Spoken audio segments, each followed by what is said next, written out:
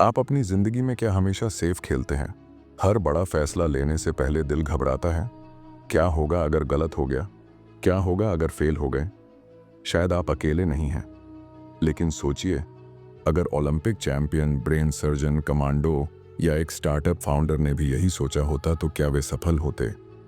The art of risk किताब हमें यही सवाल करने पर मजबूर करती है। क्या रिस्क से डरना वाकई समझदारी है, या फिर रिस्क लेना ही असली समझदारी है? इस किताब की लेखिका केट सुकेल न्यूरोसाइंस और साइकोलॉजी की गहराई में उतरकर हमें बताती हैं कि रिस्क लेना एक स्किल है, कोई पागलपन नहीं। और सबसे बड़ी बात, इसे सीखा जा सकता है। किताब की शुरुआत में ही हमें यह समझाया जाता है कि रिस्क लेना एक जैविक प्रक्रिया है, यानी हमारा दिमाग, हमारी भावनाएं और हमारा अनुभव सब मिलकर इस फैसले में भाग लेते हैं। और रिस्क लेने वाले लोग हमेशा बेपरवाह नहीं होते, बल्कि वे बेहद सतर्क, सचेत और रणनीतिक होते हैं। यह किताब उन लोगों की कहानियों से भरी है जिन्होंने रिस्क लेकर अपनी जिंदगी को ही नहीं, दुनिया को बदल डाला। कभी आपने सोचा है कि एक फाइटर पायलट हवा में सेकंडों में फैसले कैसे लेता है, या एक डॉक्टर जो किसी के जीवन और मृत्यु के बीच खड़ा होता है, वो कैसे डर को काबू में रखता है? यही है असली आर्ट ऑफ रिस्क। आपको लगेगा कि रिस्क सिर्फ खास लोगों का खेल है, लेकिन केट कहती हैं कि हर इंसान रिस्क ले सकता है अगर वो इसे समझे, सीखे और उस पर काम करे। रिस्क लेना कोई जुआ नहीं है, ये एक प्रक्रिया है, एक अभ्यास है, और हाँ, एक कला है जिसे आप भी सीख सकते हैं। तो अगर आप अपनी ज़िंदगी में बदलाव चाहते हैं, कंफर्ट जोन से बाहर निकलना चाहते हैं और अपने सपनों को हकीकत बनते देखना चाहते हैं, तो ये वीडियो आपके लिए है, क्योंकि रिस्क लेने वालों को ही दुनिया याद रखती है। और यही है द आर्ट ऑफ रिस्क की असली कहानी। देखते रहिए, सीखते रहिए। वीडियो को लाइक और शेयर ज़रूर करें। और हाँ, अगर आपने कभी कोई बड़ा रिस्क लिया है तो हमें कमेंट में ज़रूर बताएं। चैप्टर 1 किताब द आर्ट ऑफ रिस्क की शुरुआत एक बेहद आम लेकिन गहराई से जुड़े हुए सवाल से होती है। जो लोग जोखिम उठाते हैं, क्या वे अलग तरह से बने होते हैं? लेखिका केट सुकेल इस प्रश्न का उत्तर तलाशते हुए रिस्क के मूल अर्थ को समझाने की कोशिश करती हैं। इस अध्याय में सबसे पहले रिस्क को केवल एक डरावनी स्थिति नहीं, बल्कि एक निर्णय प्रक्रिया के रूप में प्रस्तुत किया गया है। रिस्क तब पैदा होता है जब हम किसी ऐसे फैसले के सामने खड़े होते हैं जिसका परिणाम अनिश्चित हो, जहां न तो जीत की गारंटी है और न ही हार की स्पष्टता। लेकिन हैरानी की बात यह है कि रिस्क लेना हमेशा बुरा नहीं होता, बल्कि कई बार यही हमें उस मुकाम तक ले जाता है जिसका हमने सिर्फ सपना देखा होता है। केट सुकेल इस अध्याय में हमें अपने निजी जीवन से जुड़े उदाहरणों के माध्यम से बताती हैं कि कैसे हम रोज़मर्रा में अनजाने में भी रिस्क लेते हैं, जैसे नए रिश्ते शुरू करना, करियर बदलना या किसी नई जगह जाना। पर असली सवाल ये नहीं है कि हम रिस्क लेते हैं या नहीं, बल्कि ये है कि हम कैसे और क्यों रिस्क लेते हैं। इसके लिए केट न्यूरोसाइंस की मदद लेती है। हमारा मस्तिष्क रिस्क को कैसे प्रोसेस करता है, इसका एक दिलचस्प पहलू सामने आता है। मस्तिष्क के रिवॉर्ड सिस्टम में डोपामीन नाम का एक केमिकल होता है जो हमें नई चीज़ें आजमाने के लिए प्रेरित करता है। रिस्क लेने वालों में अक्सर ये सिस्टम ज़्यादा सक्रिय होता है, लेकिन ये केवल जैविक नहीं है। हमारे अनुभव, पालन पोषण, सामाजिक परिवेश और व्यक्तिगत विश्वास भी रिस्क लेने की क्षमता को प्रभावित करते हैं। इस अध्याय में केट ने कुछ दिलचस्प केस स्टडीज भी शामिल किए हैं, जैसे एक लड़की जिसने स्काई डाइविंग के दौरान अपनी भय को चुनौती दी, और एक डॉक्टर जिसने पहली बार ओपन हार्ट सर्जरी के लिए हाँ कहा। दोनों के बीच कोई सीधा रिश्ता नहीं दिखता, लेकिन एक बात कॉमन थी। इन दोनों ने डर को समझा, परिभाषित किया और फिर उस पर काबू पाया। चैप्टर 1 का एक और महत्वपूर्ण भाग यह है कि रिस्क और फालतू खतरे, रेकलेसनेस के बीच का अंतर बताया गया है। रिस्क लेना सोच समझकर किया गया निर्णय है, जबकि खतरे में कूद जाना बिना सोच के किया गया कदम। बहुत से लोग इन दोनों को एक समझ लेते हैं और यहीं से रिस्क का डर जन्म लेता है। केट सुकेल ने यह भी स्पष्ट किया है कि रिस्क लेना केवल पुरुषों या एडवेंचर लवर्स की दुनिया तक सीमित नहीं है। महिलाएं, बच्चों की देखभाल करने वाली माएं बुजुर्ग, हर कोई किसी न किसी रूप में रिस्क ले रहा होता है। फर्क बस इतना है कि उनके फैसले और उनके दांव अलग होते हैं। अब सवाल ये उठता है, अगर रिस्क लेना इंसानी स्वभाव का हिस्सा है, तो फिर हम में से कुछ लोग क्यों ज़्यादा सफल रिस्क लेते हैं, जबकि बाकी केवल सोचते रह जाते हैं? क्या फ़र्क हमारे सोचने के तरीके में है या हमारे दिमाग की वायरिंग में? इस अध्याय से एक स्पष्ट सीख यह निकलती है कि रिस्क लेना कोई कमज़ोरी नहीं, बल्कि समझदारी और ग्रोथ की दिशा में पहला कदम है। रिस्क से डरिए मत, उसे समझिए, उसकी प्रकृति को जानिए और तब वो आपके लिए एक शक्ति बन जाएगा। अब आप बताइए, क्या आपने अपनी ज़िंदगी में कभी कोई ऐसा रिस्क लिया है जिसने आपको पूरी तरह बदल दिया? क्या आपने उस वक्त डर को हराया था, या आज भी वो डर आपको किसी बड़े कदम से रोकता है? कमेंट में ज़रूर बताएं, क्योंकि अगला अध्याय इस सवाल के जवाब में नई रोशनी डालने वाला है। चैप्टर 2, कौन लोग असल में रिस्क लेते हैं? द आर्ट ऑफ रिस्क का दूसरा अध्याय इसी सवाल की तह में जाता है। पहली नज़र में हमें लगता है कि रिस्क लेने वाले लोग अलग होते हैं, जैसे sports champion, army commandos, stunt performer या फिर बड़ी बड़ी कंपनियों के संस्थापक। लेकिन कैट सुकिल इस अध्याय में इस आम धारणा को चुनौती देती है। लेखिका ने कई सालों तक रिस्क लेने वाले प्रोफेशनल्स, वैज्ञानिकों और आम लोगों के व्यवहार का अध्ययन किया, और जो सामने आया वो बेहद चौंकाने वाला था। रिस्क लेने की कोई एक तय पहचान नहीं है, ना उम्र, ना जेंडर, ना प्रोफेशन। इनमें से कोई भी यह तय नहीं करता कि कौन रिस्क लेगा और कौन नहीं। रिस्क लेने की असली चाबी होती है संदर्भ और इरादा। केट कहती हैं कि एक ही इंसान एक परिस्थिति में बेहद साहसी हो सकता है, जबकि दूसरी परिस्थिति में बिल्कुल डरा हुआ। उदाहरण के लिए, एक सोल्जर जो दुश्मन की गोली के सामने खड़ा हो सकता है, वही जब अपने बच्चे को स्कूल भेजने की बात आती है तो सोच में पड़ जाता है। यही बात साबित करती है कि रिस्क केवल कार्य नहीं है, यह एक मनोवैज्ञानिक स्थिति है जो हमारे अंदर मौजूद वैल्यूज़, अनुभवों और वर्तमान परिस्थिति पर निर्भर करती है। इस अध्याय में हमें यह भी पता चलता है कि रिस्क लेने का सीधा संबंध नियंत्रण की भावना यानी सेंस ऑफ कंट्रोल से है।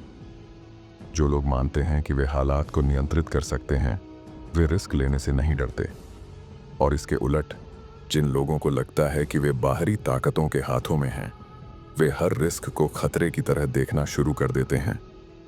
काइट ने न्यूरोसाइंटिस्ट के साथ की गई अपनी रिसर्च में यह पाया कि कुछ दिमाग रिस्क को सकारात्मक अनुभव की तरह रजिस्टर करते हैं, यानी रिस्क लेते समय उनके रिवॉर्ड सर्किट्स एक्टिव हो जाते हैं, जबकि कुछ लोगों का दिमाग रिस्क के दौरान एंग्जाइटी और फियर से भर जाता है। इस अध्याय में एक बेहद दिलचस्प केस स्टडी दी गई है। एक हाई स्कूल की लड़की, जिसे डरपोक कहा जाता था, लेकिन एक दिन वह अपने अब्यूसिव घर को छोड़कर अकेले एक नई जिंदगी शुरू करने का फैसला लेती है। बाहर से देखने पर उसका कदम रिस्क से भरा लगता है, लेकिन उसके लिए यह आत्मसम्मान और भविष्य की सुरक्षा का फैसला था। यानी उसी स्थिति को कोई और व्यक्ति डर की नज़र से देखेगा, जबकि वह लड़की उसे जिंदगी का टर्निंग पॉइंट मानती है। केट यह बताने की कोशिश करती हैं कि रिस्क लेने की प्रवृत्ति हमारे भीतर गहराई से छुपी होती है, लेकिन इसे उभारने का काम करती है। साहस, आत्मज्ञान और उद्देश्य। जब किसी व्यक्ति को यह पता होता है कि वह क्यों रिस्क ले रहा है और उसका मकसद क्या है, तब वह उस डर को भी पार कर लेता है जो कभी रुकावट बनता था। यह अध्याय एक बेहद ज़रूरी सीख देता है। रिस्क लेना सिर्फ उन लोगों का अधिकार नहीं है जो साहसी दिखते हैं, बल्कि यह हर इंसान के भीतर छुपी एक ताकत है जिसे सही दिशा देने की ज़रूरत है। और अब एक सवाल जो आपके जहन में हलचल मचाएगा, क्या आपने कभी किसी ऐसे इंसान को रिस्क लेते देखा है जिससे आपने कभी उम्मीद नहीं की थी? और क्या आप खुद भी उस सूची में आ सकते हैं अगर आप अपनी सीमाओं को चुनौती देने की हिम्मत करें?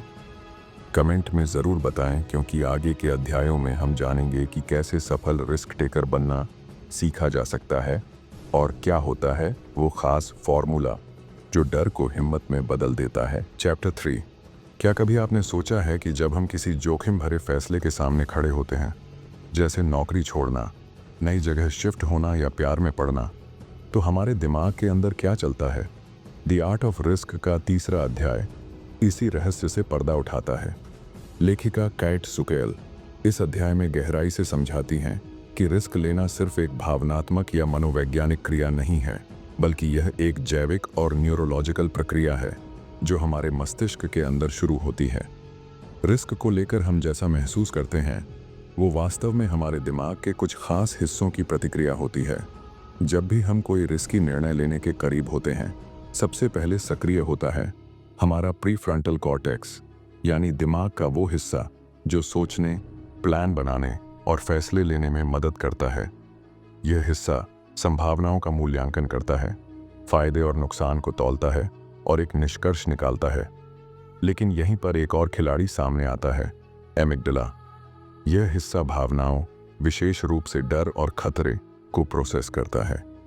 जब एमिगडाला किसी भी परिस्थिति को खतरे की तरह पहचानता है तो वह तुरंत डर और चिंता का सिग्नल भेजता है, जिसके चलते हमारा दिल तेज धड़कता है, हथेलियां पसीने से भीग जाती हैं और दिमाग फाइट और फ्लाइट मोड में चला जाता है। लेकिन अगर प्रीफ्रंटल कॉर्टेक्स मजबूत और प्रशिक्षित है तो वो एमिगडाला को शांत करने का काम करता है और कहता है, ठहरो, पहले सोचते हैं। कैट यह भी बताती हैं कि रिस्क से जुड़े अनुभवों का हमारे रिवॉर्ड सिस्टम पर गहरा प्रभाव होता है। जब हम कोई रिस्क लेते हैं और वह सफल होता है तो दिमाग डोपामिन रिलीज करता है, जो खुशी और संतुष्टि का एहसास देता है। यह इनाम इतना आकर्षक होता है कि हमारा दिमाग अगली बार फिर रिस्क लेने के लिए प्रेरित होता है। लेकिन इसका उल्टा भी उतना ही सच है। जब कोई रिस्क असफल हो जाता है तो दिमाग नेगेटिव फीडबैक से भर जाता है और अगली बार वही काम करने से रोकने लगता है। इसीलिए कुछ लोग एक बार की असफलता के बाद रिस्क से हमेशा के लिए डरने लगते हैं, जबकि कुछ सीखते हैं, संभलते हैं और अगली बार और बेहतर रिस्क लेते हैं। इस अध्याय में केट ने कई ब्रेन इमेजिंग स्टडीज और एक्सपेरिमेंट्स को शामिल किया है, जिनसे यह समझ आता है कि रिस्क लेने की आदत और क्षमता सिर्फ स्वभाव की बात नहीं, बल्कि दिमाग की ट्रेनिंग पर भी निर्भर करती है। जो लोग बार बार छोटे छोटे रिस्क लेकर अपने मस्तिष्क को इस प्रक्रिया का अभ्यस्त बना लेते हैं, वे बड़े रिस्क के समय घबराते नहीं। यह अध्याय हमें यह भी सिखाता है कि अगर हम अपने डर को पहचान लें तो हम उसे नियंत्रित कर सकते हैं। डर का काम है हमें सावधान करना, नॉट रोकना। और जब हम इस फर्क को समझ जाते हैं तो रिस्क हमारे लिए बाधा नहीं बल्कि अवसर बन जाता है। इस अध्याय की सबसे शक्तिशाली सीख यही है, रिस्क लेना केवल बहादुरी नहीं है, यह विज्ञान है। और विज्ञान को समझा भी जा सकता है, सीखा भी जा सकता है। अगर हम अपने दिमाग की कार्यप्रणाली को समझ लें तो हम रिस्क को भी अपनी ताकत बना सकते हैं। अब एक सवाल जो आपके विचारों को गहराई देगा, क्या आप अब तक रिस्क से इसीलिए बचते रहे हैं क्योंकि आपका दिमाग हमेशा डर के सिग्नल पर ध्यान देता है? और अगर आप अपने दिमाग को दोबारा प्रशिक्षित कर सकें तो क्या आप जिंदगी के उन फैसलों को लेने की हिम्मत करेंगे जो आपने हमेशा टाल दिए थे? कमेंट में ज़रूर बताएं, क्योंकि अगले अध्याय में हम जानेंगे कैसे सफल लोग रिस्क को केवल जीतने का मौका नहीं बल्कि सीखने और बढ़ने का जरिया मानते हैं। चैप्टर 4। जब हम सफल लोगों की कहानियां पढ़ते हैं, चाहे वो एक ओलंपिक एथलीट हो, कोई स्टार्टअप मिलियनेयर या फिर किसी आपदा में साहस दिखाने वाला आम इंसान, तो एक बात हमें हमेशा चौंकाती है, आखिर ये लोग रिस्क कैसे इतनी आसानी से ले लेते हैं? क्या इनके पास कोई खास ताकत है, कोई छठी इंद्रिय या फिर कोई super power? The art of risk का चौथा अध्याय हमें इसी सवाल का जवाब देने की कोशिश करता है और बताता है कि आखिर एक रियल रिस्क टेकर के पास ऐसा क्या होता है जो उसे बाकी लोगों से अलग बनाता है। लेखिका केट सुकेल इस अध्याय में हमें बताती हैं कि जोखिम लेने वाले लोग जन्म से ही बहादुर नहीं होते, बल्कि उनके पास एक एज यानी एक मानसिक बढ़त होती है जो उन्हें रिस्क लेने और उससे सीखने में मदद करती है। यह एज किसी सुपर ह्यूमन टैलेंट का नतीजा नहीं, बल्कि सोचने के तरीके, अनुभव, आत्मविश्वास और मानसिक लचीलापन, रेजिलियंस का संयोजन होती है। एक खास बात जो इस अध्याय में सामने आती है वह यह है कि सफल रिस्क टेकर कभी भी जोखिम को केवल फायदे के चश्मे से नहीं देखते। वे हर रिस्क को एक सीखने का अवसर मानते हैं। चाहे परिणाम सफल हो या असफल, उनके लिए हर कदम एक नया अनुभव होता है जो उन्हें अगले रिस्क के लिए और अधिक तैयार करता है। यही मानसिकता उन्हें बार बार कठिन परिस्थितियों से बाहर निकालती है। केट बताती हैं कि रिस्क टेकर की इस एज में सबसे महत्वपूर्ण है सेल्फ अवेयरनेस, यानी खुद को गहराई से जानना। वे अपनी क्षमताओं, कमजोरियों और सीमाओं से वाकिफ होते हैं। जब वे रिस्क लेते हैं तो वे अपने इमोशंस और रिएक्शंस पर भी नज़र रखते हैं। इस समझ के चलते वे पैनिक के बजाय पॉज एंड प्लान की स्थिति में जाते हैं, जहां अधिकांश लोग घबराकर पीछे हट जाते हैं। इस अध्याय में लेखिका ने कुछ प्रोफेशनल एथलीट्स और स्पेशल फोर्सेस के सोल्जर्स का उदाहरण दिया है, जो यह समझते हैं कि रिस्क में फेल होना कोई हार नहीं है, बल्कि एक ज़रूरी स्टेप है आगे बढ़ने के लिए। उन्होंने यह एज समय के साथ विकसित की है, ट्रेनिंग, ट्रायल, एरर और रिफ्लेक्शन के जरिए। रिस्क टेकर की एक और खासियत होती है इमोशनल रेगुलेशन, यानी अपनी भावनाओं को पहचानना और उन्हें कंट्रोल करना। रिस्क के समय डर, घबराहट या उत्साह का आना स्वाभाविक है, लेकिन जो लोग अपनी भावनाओं को दिशा दे सकते हैं, वे रिस्क को क्लैरिटी और कामनेस के साथ लेते हैं। इस अध्याय की एक और दिलचस्प बात यह है कि रिस्क लेने की यह मानसिक बढ़त उम्र के साथ घटती नहीं, बल्कि अनुभवों के साथ और गहरी होती जाती है। रिस्क कोई यंग लोगों की मोनोपोली नहीं है। उम्र दराज लोग जिनके पास अनुभव और समझ है, वे कई बार ज्यादा समझदारी से रिस्क लेते हैं। इस अध्याय से एक बहुत गहरी सीख मिलती है। जो लोग रिस्क से डरते नहीं, वे केवल हिम्मती नहीं होते, वे होशियार होते हैं, सजग होते हैं और भीतर से मजबूत होते हैं। रिस्क लेना एक कला है, और यह कला उन लोगों को हासिल होती है जो हर अनुभव से सीखते हैं, अपनी प्रतिक्रियाओं को पहचानते हैं और असफलता से भी पीछे नहीं हटते। और अब एक सवाल जो आपको खुद से गहराई से सोचने पर मजबूर करेगा, क्या आप सच में खुद को जानते हैं? क्या आप उस मानसिक एज को विकसित कर रहे हैं जो आपको रिस्क से डरने के बजाय उसे समझने और अपनाने की ताकत दे सके? कमेंट में बताइए कि आप इस सोच के कितने करीब हैं, क्योंकि अगला अध्याय हमें सिखाएगा कि रिस्क को रणनीति में कैसे बदला जाए, ताकि डर सिर्फ एक रुकावट न रहे, बल्कि तरक्की का रास्ता बन जाए। चैप्टर 5।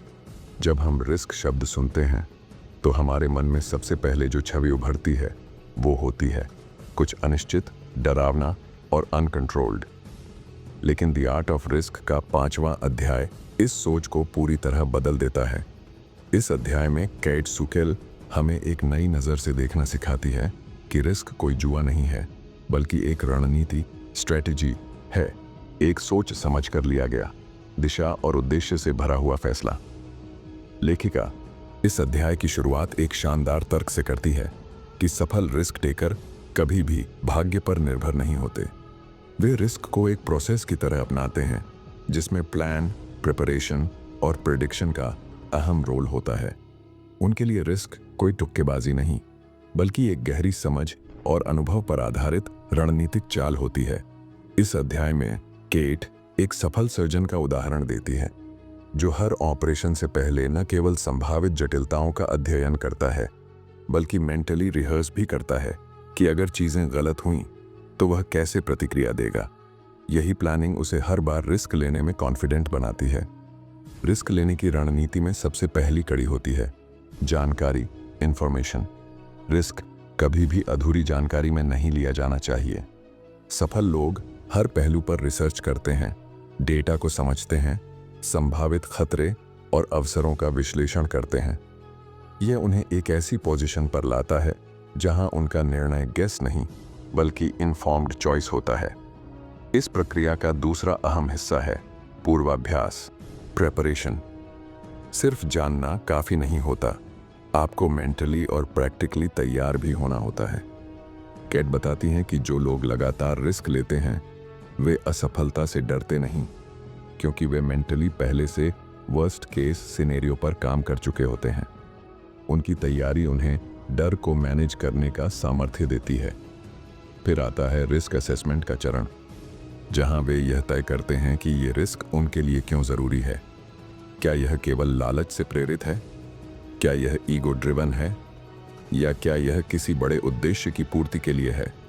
यह सोच उन्हें क्लैरिटी देती है कि वे किस दिशा में जा रहे हैं। केट इस अध्याय में हमें यह भी सिखाती हैं कि रिस्क लेने की रणनीति में बैकअप प्लान का होना उतना ही जरूरी है जितना प्राइमरी गोल का होना। जब कोई रिस्क फेल होता है तब वही व्यक्ति जल्दी उभर पाता है जो पहले से प्लान भी तैयार रखता है। लेखिका का तर्क है कि रिस्क को लेकर भावनाओं पर नियंत्रण और तर्क संगत सोच दोनों का मेल जरूरी है। सिर्फ लॉजिक से रिस्क ठंडा और डरावना हो सकता है और सिर्फ इमोशन से वह अनियंत्रित और खतरनाक। लेकिन जब ये दोनों संतुलन में आते हैं तब रिस्क एक गेम चेंजर बन जाता है। यह अध्याय हमें ये गहरी सीख देता है, सफलता उसी को मिलती है जो रिस्क लेता है, लेकिन उससे भी ज्यादा उसी को मिलती है जो रिस्क को स्ट्रेटेजी बनाकर लेता है। रिस्क लेना बहादुरी है, लेकिन बिना योजना के लिया गया रिस्क केवल मूर्खता बन जाता है। और अब एक सवाल जो आपकी सोच की दिशा को बदल सकता है, क्या आप अब तक रिस्क से बचते रहे हैं क्योंकि आपके पास स्ट्रेटेजी नहीं थी, या इसीलिए क्योंकि आपने रिस्क को स्ट्रेटेजी के रूप में देखना सीखा ही नहीं? अगर आप आज से हर रिस्क को प्लान की नज़र से देखें तो क्या आप उस मुकाम तक पहुंच सकते हैं जो अब तक सिर्फ सपना था? कमेंट में ज़रूर बताएं कि आप अपनी ज़िंदगी के किस पहलू में अब स्ट्रेटेजी के साथ रिस्क लेने को तैयार हैं, क्योंकि अगला अध्याय यह उजागर करेगा कि असफल रिस्क से भी कैसे मिलती है सबसे बड़ी सफलता की चाबी। चैप्टर 6, रिस्क लेना ज़रूरी है। ये बात हम मान भी लें, समझ भी लें, लेकिन जब रिस्क के बाद असफलता आती है तब असली परीक्षा शुरू होती है। द आर्ट ऑफ रिस्क का यह आखिरी अध्याय इसी सबसे महत्वपूर्ण विषय पर केंद्रित है, फेलिंग फॉरवर्ड, यानी असफलता के बाद भी आगे बढ़ते जाना। लेखिका केट सुकेल इस अध्याय की शुरुआत एक बेहद सटीक और कटु सत्य से करती है। हर रिस्क सफलता में नहीं बदलता। दुनिया के सबसे साहसी, समझदार और रणनीतिक लोग भी कभी कभी हारते हैं, लेकिन फर्क यही है कि कुछ लोग असफल होकर वहीं ठहर जाते हैं, जबकि कुछ लोग उसी असफलता को सीढ़ी बना लेते हैं। यही है फेलिंग फॉरवर्ड की कला। इस अध्याय में केट हमें दिखाती है कि सफल रिस्क टेकर कैसे असफलता को प्रोसेस करते हैं। वे उसे अपनी पहचान पर धब्बा नहीं मानते, बल्कि एक इनपुट की तरह देखते हैं, एक रियल टाइम फीडबैक। जब कोई रिस्क गलत दिशा में चला जाता है तो वे उसे एनालाइज करते हैं, खुद से कठिन सवाल करते हैं, लेकिन गिल्ट और शेम में नहीं डूबते। कई बार हार हमें रोक देती है, लेकिन सफल लोग हार को ब्रेक नहीं, ब्रेक थ्रू में बदलते हैं। इस अध्याय में एक क्लाइंबर की कहानी दी गई है जिसने एक बड़े फॉल के बाद महीनों रिकवरी में बिताए, लेकिन हार नहीं मानी। उसने अपनी गलतियों की पूरी सूची बनाई, वीडियो दोबारा देखे, अपनी ग्रिप और बैलेंस की तकनीक पर दोबारा काम किया, और 2 साल बाद उसने वही छोटी फिर से फतेह की, इस बार और भी ज्यादा साहस और संतुलन के साथ। केट ये भी बताती हैं कि हार को स्वीकारना एक मानसिक अभ्यास है। हम जब किसी रिस्क में फेल होते हैं तो हमें सबसे पहले अपने सेल्फ वर्थ को बचा कर रखना होता है। असफलता हमारे काम की होती है, हमारी काबिलियत की नहीं। ये समझ जितनी जल्दी आती है उतनी जल्दी हम वापस खड़े हो सकते हैं। इस अध्याय में एक और गहरा संदेश है कि कभी कभी रिस्क का असफल होना दरअसल हमारे लिए एक रीडायरेक्शन होता है। वो रास्ता जिससे हम हटे हैं शायद वह सही था ही नहीं, और वो हार हमें किसी ऐसे रास्ते की ओर ले जा रही है जो हमारी ग्रोथ, मैच्योरिटी और क्लैरिटी को कई गुना बढ़ा सकती है। केट ने न्यूरोसाइंस का जिक्र करते हुए यह भी समझाया है कि दिमाग असफलताओं से भी सीखता है, अगर हम उसे ब्लेम से नहीं, क्यूरियोसिटी से देखें। रिस्क के दौरान हुए छोटे छोटे फैसलों को समझना, उनसे सीख निकालना और आगे की रणनीति को बेहतर करना, यही एक सफल रिस्क टेकर की असली पहचान होती है। यह अध्याय हमें यह सिखाता है कि रिस्क लेना एक बार की कोशिश नहीं है, यह जीवन भर की प्रक्रिया है। इसमें गिरना, संभलना, दोबारा कोशिश करना ही असली खेल है। जो बार बार गिरे बिना हार माने वही सच्चा खिलाड़ी होता है। और अब जब हम इस किताब के अंतिम पन्ने पर हैं तो चलिए एक नज़र डालते हैं उन सुझावों पर जो आपको इस किताब की जानकारी को अपने जीवन में उतारने में मदद करेंगे। सबसे पहले खुद से ईमानदारी से सवाल करना शुरू कीजिए। क्या मैं रिस्क से भाग रहा हूँ या उसे समझकर आगे बढ़ रहा हूँ? छोटे छोटे जोखिम लीजिए, जैसे किसी नए प्रोजेक्ट की जिम्मेदारी लेना, कोई नया स्किल सीखना या उस फैसले की ओर बढ़ना जिससे आप हमेशा कतराते रहे हैं। हर बार जब आप डर महसूस करें तो उस डर को रोक नहीं बल्कि समझें, क्या वो आपको खतरे से बचा रहा है या आपके ग्रोथ से रोक रहा है। रोज़मर्रा की ज़िंदगी में माइक्रो रिस्क लीजिए, अपने रूटीन से बाहर निकलें, अनकंफर्टेबल कॉन्वर्सेशंस करें और अपनी सीमाओं को थोड़ा थोड़ा धकेलें। और सबसे ज़रूरी बात, जब आप फेल हों, और आप फेल ज़रूर होंगे, तो हार मानने के बजाय उस फेलियर को डिसेक्ट करें। समझें कि आपने कहाँ क्या सीखा। अब आपसे एक आखिरी और सबसे ज़रूरी सवाल, क्या आप इतने तैयार हैं कि अगली बार जब ज़िंदगी आपके सामने एक रिस्क लेकर खड़ी हो तो आप उस दरवाजे को खोलने की हिम्मत कर सकें, ये जानते हुए भी कि जीत या हार से ज़्यादा ज़रूरी है वो एक कदम जो आपको भीतर से बदल देगा। कमेंट में हमें बताएं कि आपने इस किताब से सबसे ज़्यादा क्या सीखा और कौन सा रिस्क है जो आप अब टालना नहीं, अपनाना चाहते हैं। अगर आपको ये वीडियो जानकारी पूर्ण लगा हो तो लाइक, शेयर और सब्सक्राइब करना ना भूलें, क्योंकि अगली किताब में हम फिर मिलेंगे, एक नई सोच, एक नए दृष्टिकोण और एक नई उड़ान के साथ।